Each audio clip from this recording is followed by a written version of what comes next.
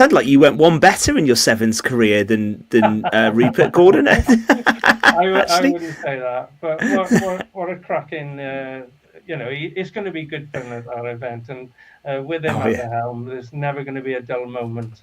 Rupert certainly knows how to get an audience script, and there've got some great internationals there, and they'll come out with some cracking stories. And as he said, you'll only hear them at the hub. So get your tickets, get there and support a great event.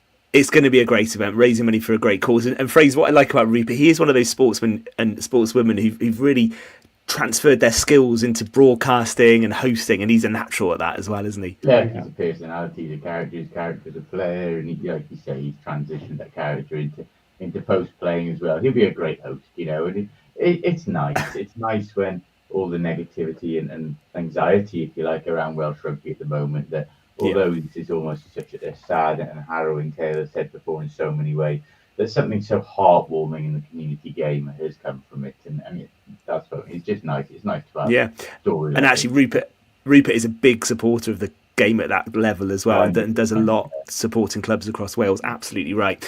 So on Friday, the Pembrokeshire football season finally came to its conclusion, didn't it?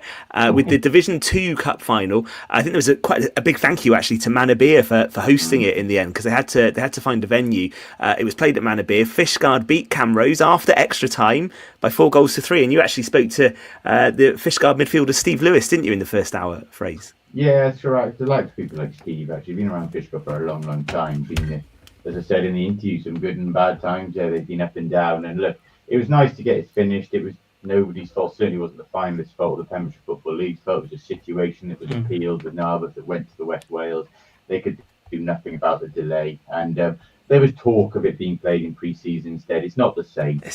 No. I'm actually delighted that it wasn't a damp squib, that we got a really exciting final, and that Manabir got an exciting final as well. Because, like you said, they stepped in as hosts. They didn't have to. Most pitches are already packed away for the winter, and fair play to them as well. And it was nice to hear Steve praising them, and a great season for Fishguard. I have to say, it's sad developed today, but I think it's all gone on social media. You might have seen the video. Some idiots have since been driving around on Manabir pitch, digging it up in just a mindless act of vandalism. So I hope they catch that idiot as well. But in terms of Friday night, a nice way to finish.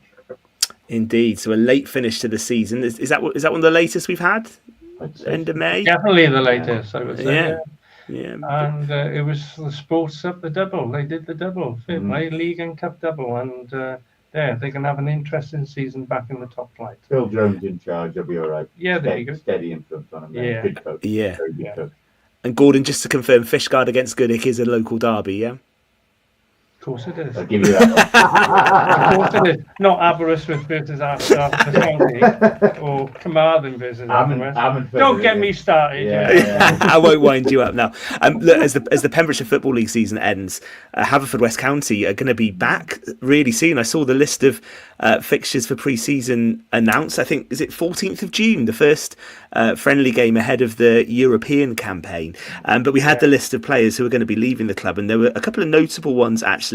And Gordon, maybe I'll come to you first up, because I would have thought you've probably seen Zach Jones the most out of all of us around the table. And Haverfordwest have had some characters in goal over the years, haven't they? But Zach's really been the talisman, hasn't he, over the last couple of seasons? He's been brilliant, hasn't he? He did well in the penalty shootouts where he made his name. He won the Golden Glove.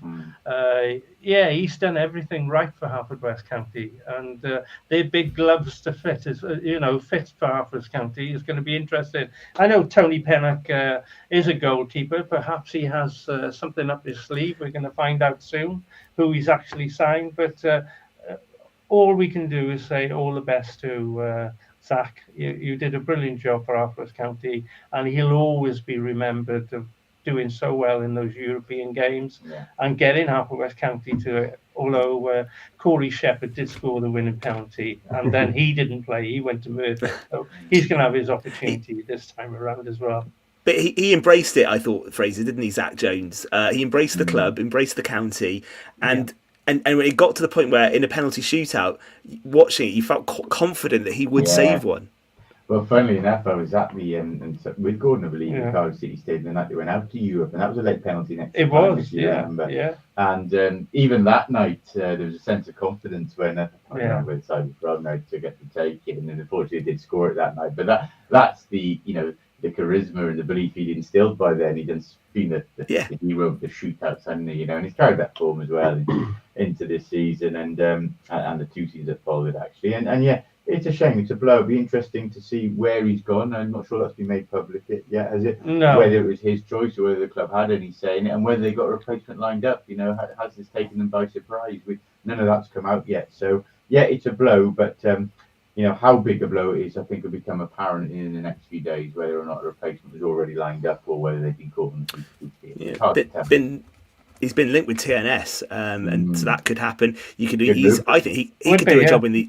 He could do a job in the EFL, though. I think he could play League 2, League 1 level as well. So we'll watch that one.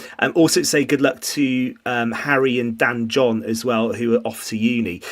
Great stat on Harry John. I mean, he's played over 50 first-team games for Haverfordwest County.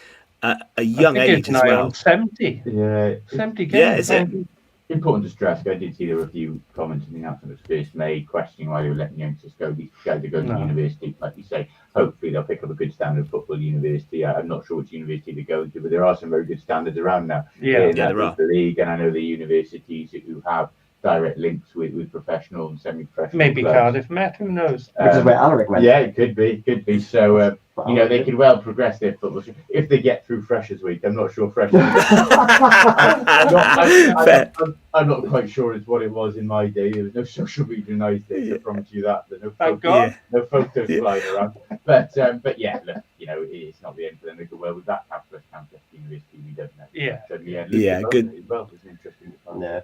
Yeah, good luck to them all as well, and good luck to Harry and Dan, who I just think might not be finished with Haverfordwest County. I'm sure we'll see them back in a blue shirt at some point. Right, we do need to finish the show tonight. Fraser, we got a result yet in the cricket? Yes, very quickly. Whitland Criselli.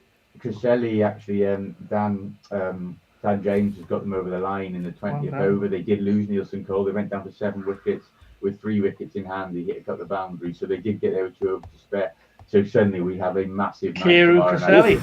Carew Criselli tomorrow. What could possibly go wrong between those two? Excellent stuff. That will be tomorrow evening. Let's hope it's not as controversial as Carew Criselli games in years gone by. Thank you very much indeed, Gordon, Fraser and Tom. Really enjoyed your company. Good luck to Rupert Moon with that brilliant charity event. We'll keep that video up on the Facebook page and give you details on how you can get tickets. It's the Red Thread next with Tim Cooper for a Monday evening. Good night.